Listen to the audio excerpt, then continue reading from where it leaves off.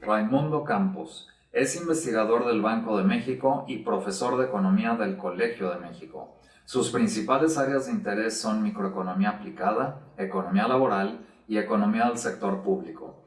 Ha publicado en Applied Economics Letters, Latin American Journal of Economics, American Economic Journal, Economic Policy, entre otras revistas académicas. Obtuvo el primer lugar en el Premio Víctor L. Urquidi en 2012, el primer lugar en el Premio Nacional de Finanzas Públicas en 2014 y 2016, y el Premio de Investigación en 2018, otorgado por la Academia Mexicana de Ciencias en el área de Ciencias Sociales. Es miembro del Sistema Nacional de Investigadores Nivel 3, es doctor en Economía por la Universidad de California, Berkeley.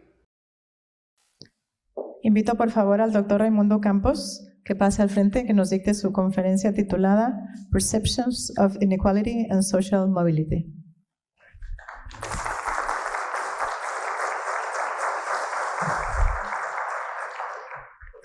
Muchas gracias por la invitación, muchas gracias a la Facultad de Economía de la Universidad, muchas gracias Tocayo, muchas gracias Johanna por la invitación y por todo el buen trato. Siempre es un gusto estar aquí y entonces espero que sea lo que voy a hablar de interés para todos. Y cambié un poco el tema de la plática que venía en el programa por un poco todos los acontecimientos que han pasado en México y en Latinoamérica en las últimas 2 semanas. Y este artículo está básicamente listo de las últimas 2 semanas. Entonces me han hecho mucho reflexionar sobre lo que ha pasado en nuestros países. O sea, estas manifestaciones en Chile que estamos viendo actualmente, estas manifestaciones en Ecuador que estamos viendo. Y creo que lo que les voy a hablar el día de hoy va directamente con respecto a esas percepciones. Entonces, este es un proyecto que es financiado por la Agencia Francesa para el Desarrollo y la Unión Europea. Y está hecho en conjunto por investigadores del Colegio de México. Esto lo empezamos hace 2 años. Soy actualmente profesor con licencia del Colegio de México, pero lo empezamos hace como 2 años y pues los resultados apenas están saliendo y ahorita estoy acompañando al subgobernador Gerardo Esquivel en el Banco de México. Entonces todo lo que diga el día de hoy no es opinión del subgobernador, ni opinión del Banco de México, ni opinión de la Agencia Francesa para el Desarrollo, ni de la Unión Europea. O sea, solo es mi opinión, ¿ok? Y lo que vaya a decir. Entonces, este es un artículo conjunto con Alice Crosser y Aurora Ramírez del Colegio de México y del Centro de Estudios Espinosa Iglesias con Rodolfo de la Torre y Roberto Vélez. Y les digo, lo acabamos de terminar hace nada. Entonces, o sea, hay una gran persistencia de desigualdad en México y en otros países. Y esto sigue siendo un tema muy apasionante para diferentes científicos sociales en diferentes disciplinas. Entonces, hace tiempo los economistas no nos metíamos en esto porque decíamos, bueno, esta es la realidad, esto es lo que dicen las encuestas y punto, no nos debe de importar nada más. Y entonces, desde recientemente, los economistas nos hemos metido a entender por qué, o sea, sí, la percepción que tiene la sociedad sobre diferentes variables es la misma que es la que nosotros medimos con las encuestas.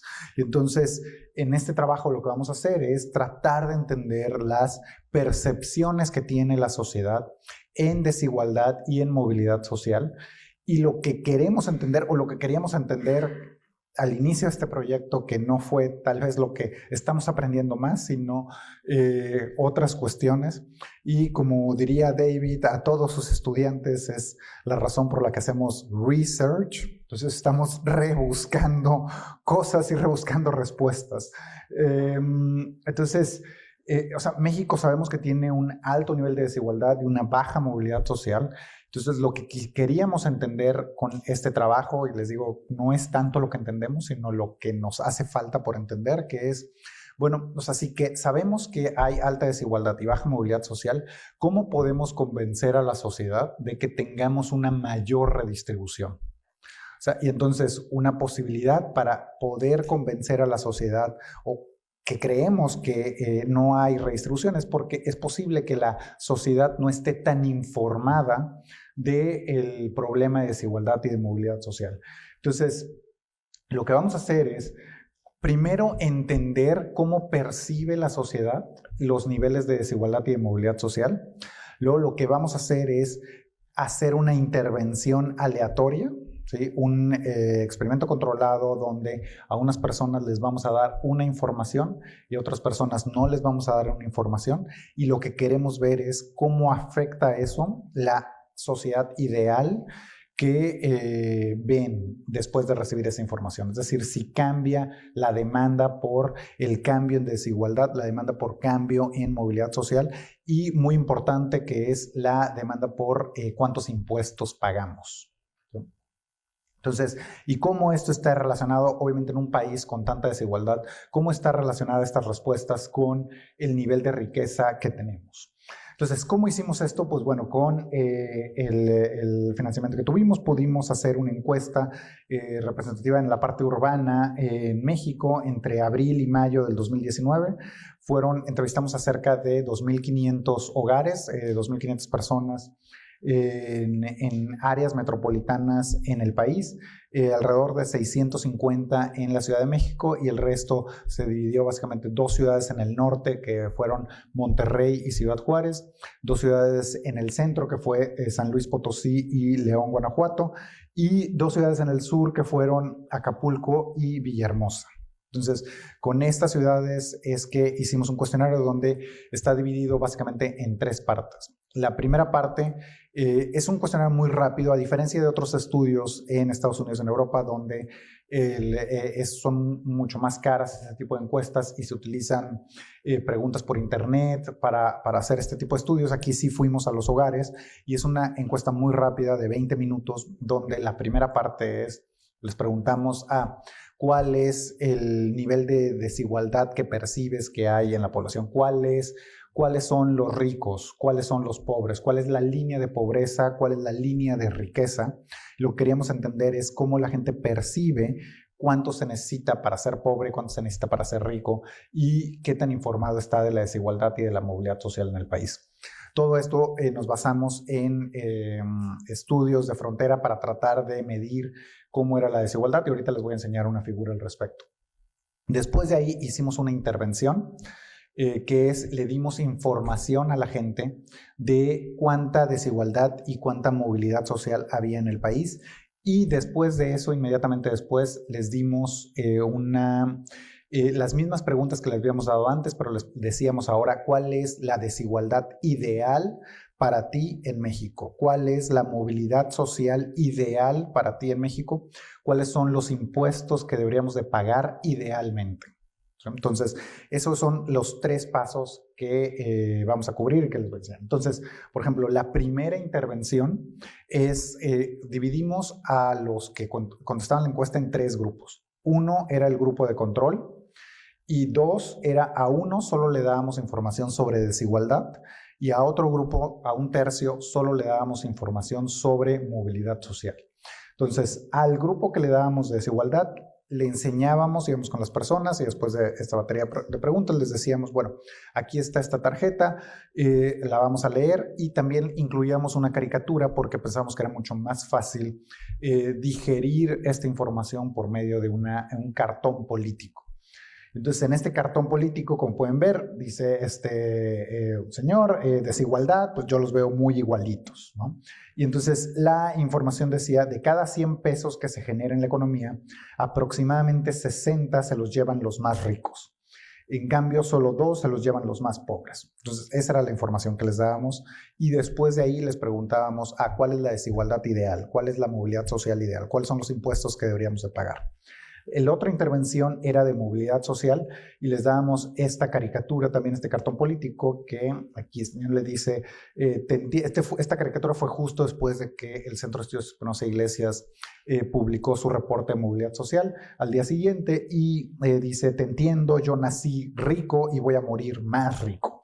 Y entonces en el periódico dice, 7 de cada 10 mexicanos pobres morirán pobres. Entonces les decía a la gente, si se nace en pobreza es muy difícil llegar a ser clase media o rica. Por cada 10 personas que nacen en pobreza, 7 de ellas seguirán en esas condiciones y no llega ni a una persona rica. Entonces, si naces pobre, mueres pobre, y naces rico, mueres rico con mucha probabilidad. Entonces se les daba esta información para, por si no la conocían, qué demandas sobre este México ideal tenemos en nuestro país. Y bueno, ¿cuáles fueron los resultados? Y déjenme decirles que los resultados nos sorprendieron mucho. Por un lado, cuando antes de darles esta intervención, cuando les preguntábamos, ok, ¿cuál es la línea de pobreza? ¿Cuál es el ingreso máximo que debe de tener una persona para ser considerada pobre? El promedio que dice la sociedad es 2,500 pesos. ¿Sí? Si ganas menos de 2,500 pesos, eres pobre. Eso es lo que piensa la gente. Y es un estimado bastante preciso de la línea de pobreza de acuerdo a Coneval. Y cuando le preguntamos a la gente, bueno, y con este ingreso, ¿cuántos crees que haya pobres en México? Y la gente en México dice 59% en promedio. O sea, 59% del país es pobre, de acuerdo con lo que piensa la gente. Pero luego nos sorprendió mucho porque cuando les hicimos la misma pregunta, pero al lado de riqueza, les dijimos, bueno, ¿cuál es el ingreso mínimo que deben de tener las personas para que las consideres como ricas? Y el ingreso mínimo, la línea de riqueza es 38,000 pesos. ¿Sí? Y la gente piensa que hay 35% de la población en México que es rica. ¿Sí? Y esto es una sobreestimación tremenda. O sea, brutal. O sea, si vamos a las encuestas de ingreso-gasto, o si confiamos en la encuesta de ingreso-gasto, en la encuesta del ENOE, o sea, alrededor de 0.6% de la población gana esto. O sea, al menos gana esto. Es muchísima la diferencia. Muchísimo. Aún así, si imputamos y podamos mejorar la medida de ingreso, o sea, no vamos a llegar al 35%. Entonces, en la mente de la población está un país sumamente polarizado, con muchos pobres y muchos ricos, con muy poca gente en medio. Eso es como la gente ve la estimación de pobreza y de riqueza. Ahora, lo que vemos también es cuando vemos la dispersión. O sea, la gente tiene una medida muy precisa de lo que es los ingresos para ser pobre. Aquí simplemente para poner un poco es la razón del ingreso reportado a la mediana, entonces está alrededor de 1. Esa línea de 1 es la mediana con respecto a lo que se reporta, y simplemente lo que queremos decir aquí es, o sea, hay mucha mayor dispersión en lo que la gente piensa que es un rico que en lo que es un pobre. En lo que es un pobre, la dispersión es bastante precisa. La gente tiene cierta idea de lo que es ser pobre y todo el mundo está de acuerdo con eso. En quien es rico hay mucho menos puntos de acuerdo, hay mucho más divergencia, mucho más heterogeneidad en lo que la gente opina de quién es rico. ¿Sí? Entonces, lo que estamos interesados es en cómo se relaciona esto con el ingreso que tienes o con la riqueza que tienes. Y entonces, para aquí calculamos un índice de riqueza que es en el eje X, es los percentiles de riqueza en el eje X, y este es el porcentaje que es considerado el ingreso para ser considerado pobre, el ingreso para ser considerado rico, y en general los pobres tienden a decir que la línea de pobreza es más baja, los ricos tienden a decir que los pobres tienen una línea de pobreza más alta. Para los ricos es igual, para ser rico los pobres dicen un nivel inferior, que los ricos tienen un nivel mayor, pero como pueden ver, o sea, la heterogeneidad es mucho mayor en ser rico que para ser pobre, y esta relación no es estadísticamente significativa. Ahora, si nosotros pensamos en, bueno, ya piensan esto, y nosotros tenemos nuestra curva normal de ingresos y decimos, bueno, esta es la línea, y todo el mundo sabe cómo es la distribución. O sea, entonces, si la línea de pobreza va aumentando, uno pensaría que el número de pobres va a ir aumentando y aquí el número de ricos va a ir disminuyendo, ¿no? Si tenemos la misma curva todos en nuestra cabeza y solo cambiamos la línea. Pero eso no es lo que sucede, como que cada persona tiene una diferente curva normal en su cabeza de lo que es la distribución de ingresos en el país. Y entonces lo que tenemos es que aún aunque la línea es mayor, los ricos piensan que hay menor pobreza que los más pobres. O sea, los más pobres piensan que hay mayor pobreza que los más ricos. Y en términos de riqueza es más o menos igual, que es alrededor de 35%. Sí, los pobres piensan que hay un poquito más de ricos que lo que hay en los más ricos, pero o sea, la diferencia es relativamente pequeña. Entonces, o sea, lo primero de esta primera parte del estudio es que, o sea, sí estimamos bien pobreza, sobreestimamos sustancialmente riqueza y estas percepciones varían por el estrato socioeconómico en donde estamos. O sea, donde vivimos va a determinar cuántos pensamos que hay pobres y cuántos ricos hay. Entonces, esta parte es muy interesante, ya que, o sea, si entendemos muy bien cuántos pobres hay, entonces creeríamos que más o menos le vamos a dar cuánta desigualdad hay. ¿Qué hicimos para estimar desigualdad? Les dimos 6 opciones a las personas. Obviamente no les dijimos a las personas cuál es el Gini que piensas que hay en la sociedad. Ese no se lo dijimos, nosotros lo calculamos con base en las respuestas. Lo que le decíamos a las personas es, bueno, hay como un poco como la caricatura. O sea, hay 100 pesos en la economía, se los lleva 92 pesos el 20% más rico o el grupo más rico, les decíamos, y les poníamos unas figuras de barras para que fuera mucho más entendible. Y entonces, lo que quiero que se enfoquen ahora es en la línea azul, que es, este es el de mayor desigualdad y este es el de menor desigualdad. Este es casi perfecta desigualdad, este es un Gini 0.75, el top 20 se lleva 92% y el 20% más bajo se lleva 0.5, y en donde no hay desigualdad todo el mundo se lleva 20%, está la sociedad dividida en 20 grupos. Entonces, va de mayor desigualdad a menor desigualdad. Entonces, 27% de la población piensa que estamos en el peor escenario de más desigualdad. La mediana, de hecho, está aquí, donde es un Gini de 0.65, donde el top 20% se lleva el 80%, y el promedio está alrededor de aquí, que es la sociedad piensa que hay un Gini en México de alrededor de 0.56, lo cual no es totalmente errado. O sea, de acuerdo con la encuesta de NIG, o sea, la que tenemos, es alrededor de 0.5. Si corregimos, hay todo un debate de si debemos de corregir esta medida o no. Bueno, una vez que la corregimos, ya está alrededor de 0.6, con cuentas nacionales y otros aspectos de corrección. Entonces, o sea, la sociedad mexicana percibe bastante bien el grado de desigualdad que existe. Ahorita voy a regresar, después de la intervención, después de que les dimos estas caricaturas y les leímos este mensaje, les volvimos a preguntar ahora cuál es el nivel de desigualdad ideal que debería tener nuestro país, y en eso la gente responde casi 0.32, lo cual es alto, o sea, si lo comparamos con países nórdicos, que es alrededor de 0.28, la desigualdad en países nórdicos. O sea, está esto más cercano a la desigualdad de Alemania o de Canadá. O sea, sí queremos un nivel de desigualdad menor, pero no tan bajo como los que hay en países nórdicos. Entonces, pensamos aquí que hay cierta tolerancia por la desigualdad, dada la desigualdad que tenemos.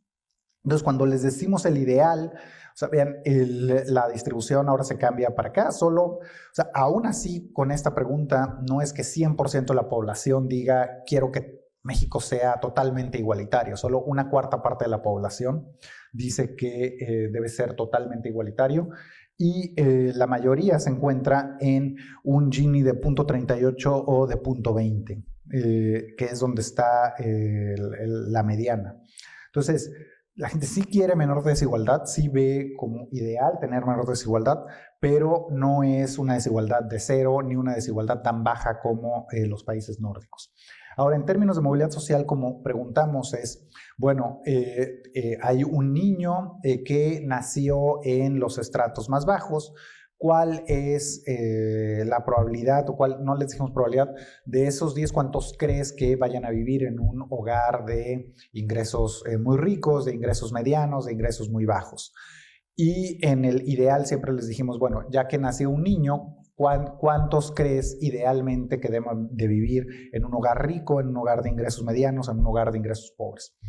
Y entonces aquí en el eje X tenemos la movilidad o la persistencia en el quintil 1, en la movilidad ascendente del quintil 1 al quintil 5, movilidad descendente del quintil 3 al quintil 1, movilidad ascendente del quintil 3 al quintil 5, movilidad descendente del quintil 5 al quintil 1 y la persistencia en el quintil 5, o sea, es decir, de los más ricos. Entonces, la línea azul es la percibida, la cual es bastante, muy precisa. O sea, si vamos a los estudios de Espinosa Iglesias, también hemos trabajado Marcelo y yo otro artículo y es bastante similar, de 50%. Vemos diferentes estudios y es bastante preciso este número. O sea, el porcentaje de persistencia en la parte baja es alrededor de 50% y el porcentaje de persistencia en riqueza es también cercano a 50%. Entonces, la gente estima bien esos porcentajes, no los subestima. Como en el caso de otros países, en el caso de Estados Unidos o en el caso de otros países, subestiman este número. En México no. Lo que sí sobreestiman sustancialmente es el grado que creen que pueden moverse hacia arriba. O sea, la sociedad piensa que 36% de los que nacieron en pobreza van a llegar a riqueza en la adultez y eso es imposible. Como les dije en el slide de la caricatura, es alrededor de 2 de cada 100. ¿Sí? O sea, entonces sobreestiman completamente el grado de movilidad ascendente de pobreza a riqueza. Entonces, cuando les dimos la intervención y luego preguntamos cuál es el nivel deseado, en general todos están más o menos cercanos al 20%, lo cual es el número correcto de forma aleatoria que deberían de estar en cada quintil. Ahora es bien difícil que la gente entienda quintiles. Cuando vamos a una encuesta, entonces no utilizamos esa palabra tampoco en el estudio. La estoy utilizando aquí, pero no está en el cuestionario. Y al parecer hay cierta confusión entre la sociedad de lo que puede pasar. Lo que la gente responde es que yo deseo que todos sean ricos. O sea, todos debemos de ser ricos. Entonces, la gente tiene bastantes problemas en que esto es un juego de suma cero. O sea, que los que están arriba, o sea, deben sumar para los de abajo, pero aquí todos queremos ser ricos. Eso es lo que la mayoría de la sociedad dice aquí. Ahora, un poco los resultados de la intervención.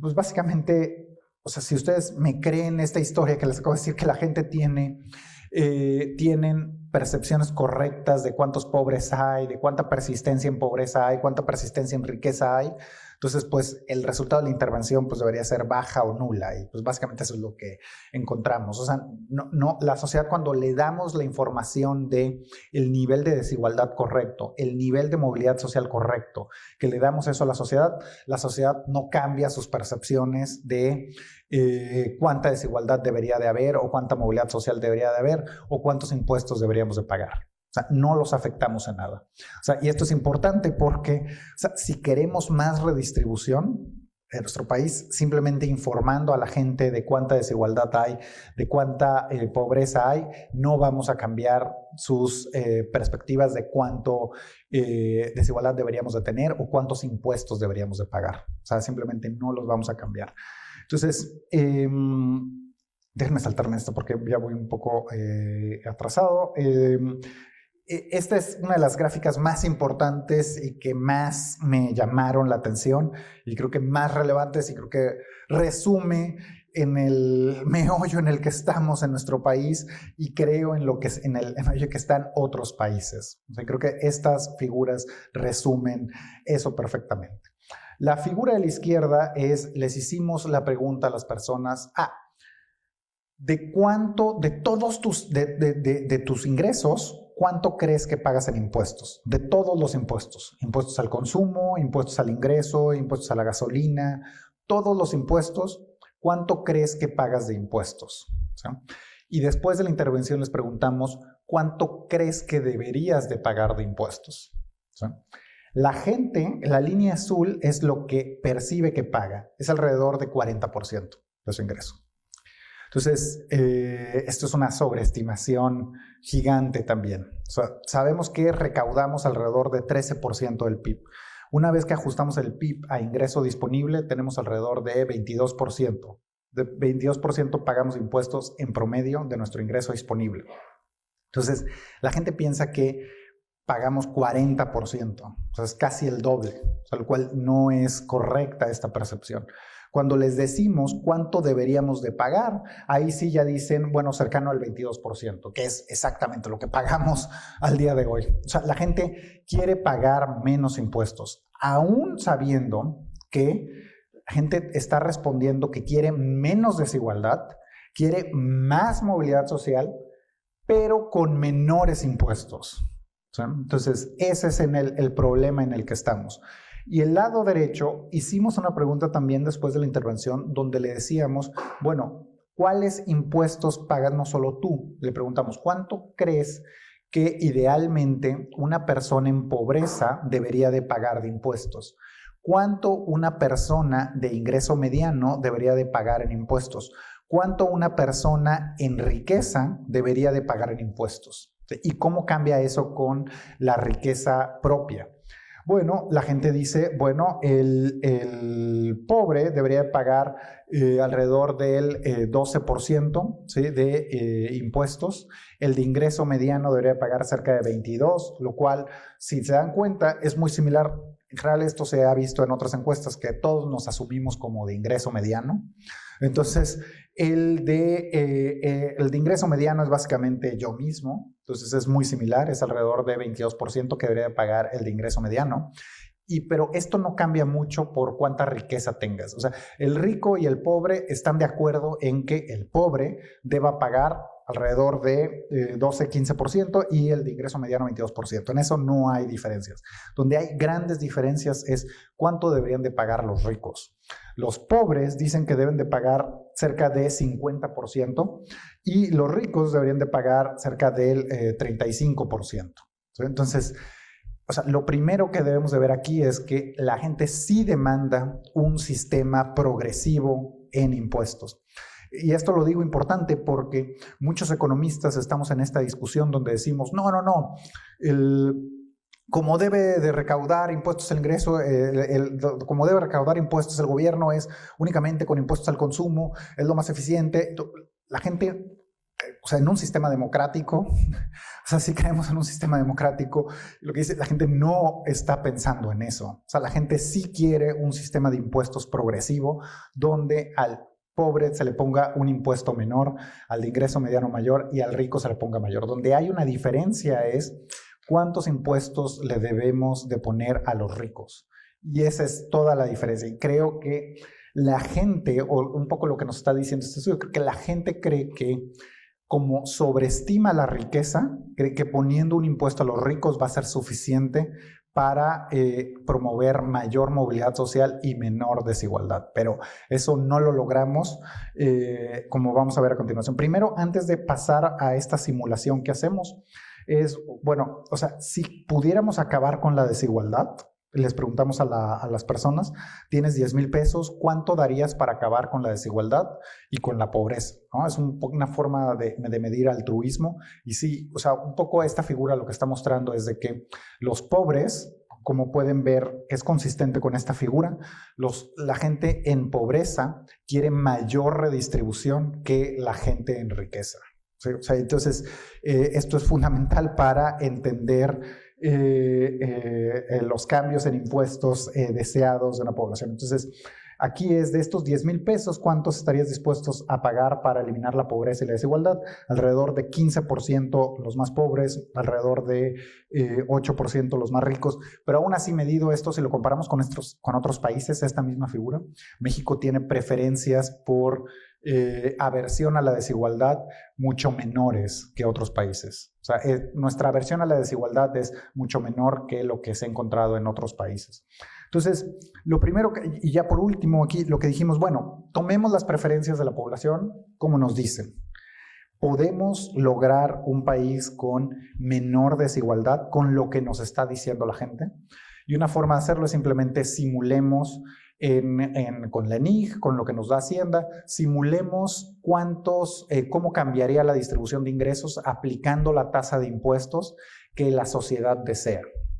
¿Sí? Entonces, podemos decir, bueno, pues vamos a aplicar estas tasas de impuestos, 41, 22, casi 15, en lo que nos dicen, y vamos a aplicarlo en cuántos pobres hay, cuántos ricos hay, o podemos aplicarlo en el nivel absoluto de ingresos, que es 2.500 para los pobres, 38.000 para los ricos.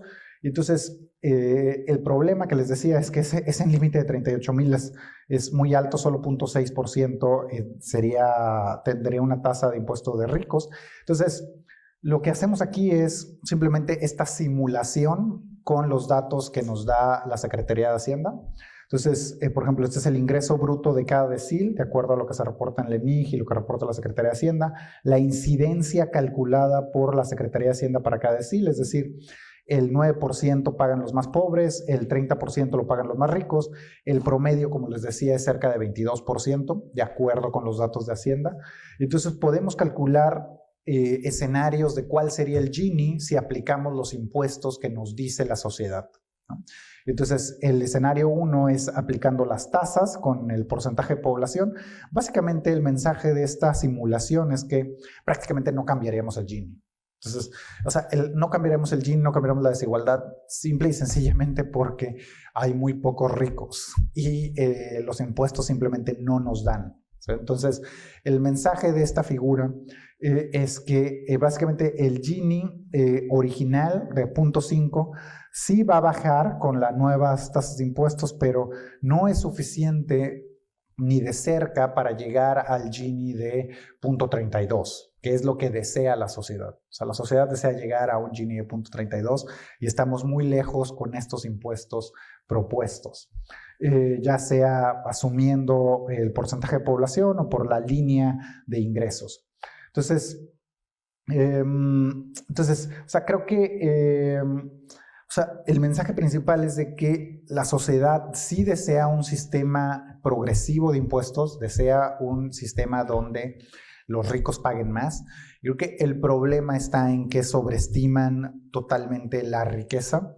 Entonces, un poco de lo que creo que hemos aprendido aquí es, tal vez, como estudiamos tanto pobreza, deberíamos estar estudiando riqueza y también comunicando a la población cuántos ricos hay. O sea, al parecer creemos que con los impuestos a los ricos, y si creemos que hay demasiados ricos, vamos a obtener demasiados ingresos, y la realidad es de que no hay demasiados ricos en México, entonces no podemos obtener tantos ingresos como nos gustaría de ese porcentaje de la población. Entonces, sí, después de este artículo, básicamente estoy mucho más convencido de lo que estaba antes de la importancia de estudiar percepciones, y empecé un poco la discusión con los ejemplos de Chile, Ecuador, México, y pues sí, o sea, el problema, creo yo, es, o sea, la gente creo que está pensando precisamente esto, es ¿por qué me subes a mí el precio de la gasolina? O sea, súbeselo a los ricos. O sea, la gente quiere un sistema mucho más progresivo, y de ahí el enojo de esa percepción, porque creemos que podemos obtener más, y sí deberíamos de hacerlo, pero no vamos a obtener tantos ingresos como pensamos que los vamos a obtener, posiblemente. Entonces, bueno, este sería el mensaje principal. Muchas gracias por la invitación.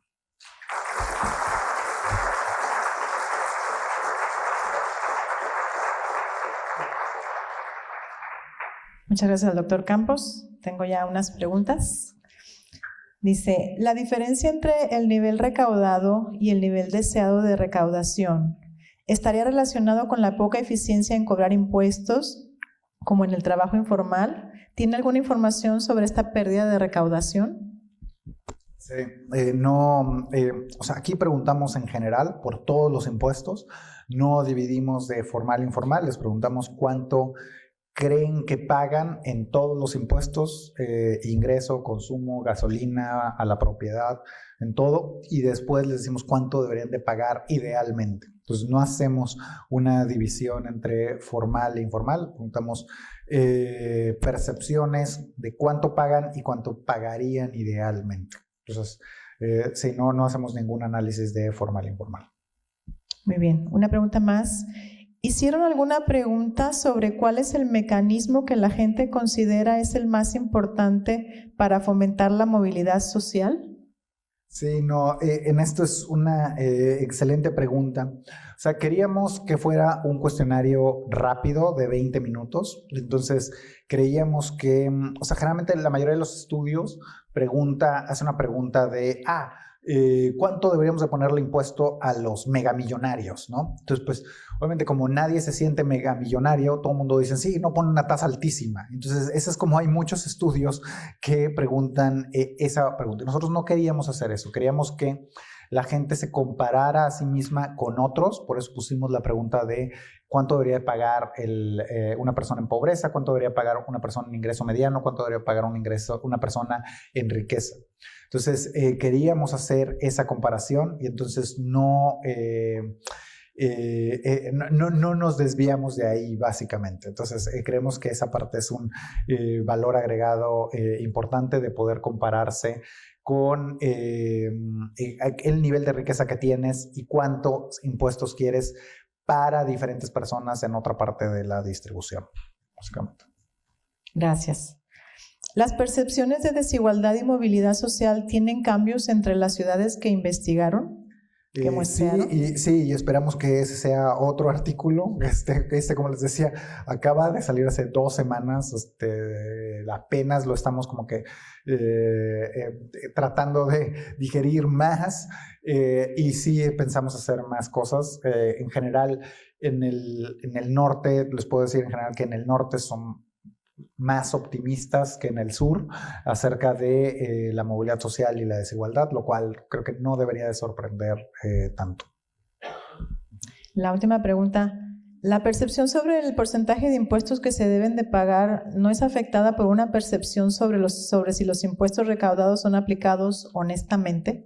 Sí, no hicimos esa pregunta tampoco, y también en la parte pasada no hicimos preguntas sobre gasto. O sea, es que si hacemos preguntas sobre gasto nos tardamos 20 minutos más y no era claro que hubiéramos aprendido algo porque tenemos que pensar una manera de aplicar una encuesta donde la gente vea que suma cero, o sea, lo que estás de ingreso es de gasto, y eso es bien complicado, o sea, porque si a la gente le dices, ¿quieres gastar más en educación, en los hospitales, etcétera? Pues claro que sí, todos estamos de acuerdo, vamos a gastar más en escuelas, más en hospitales. El problema es de que no tenemos los recursos, o sea, ¿cómo le hacemos para que sea suma igual en los dos lados? Entonces, eso es bien difícil y no lo he visto en ningún estudio que haga ese estudio a la vez.